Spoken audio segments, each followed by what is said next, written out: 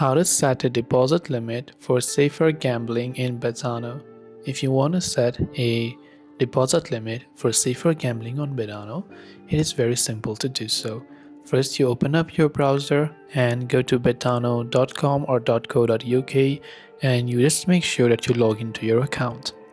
Once you're logged into your account, click on the profile icon located at the top right hand side of the screen. When you do that, over here you'll find the option that says Safer Gambling Portal. Go to Safer Gambling Portal, and here you can simply select deposit limit, time alerts, timeout, product restriction, problem checklist, self-exclusion, and other setting.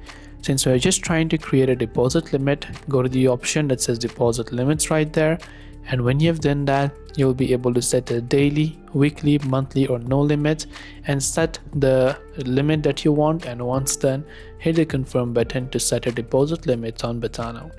That's all it takes to set a deposit limit for safer gambling on Betano.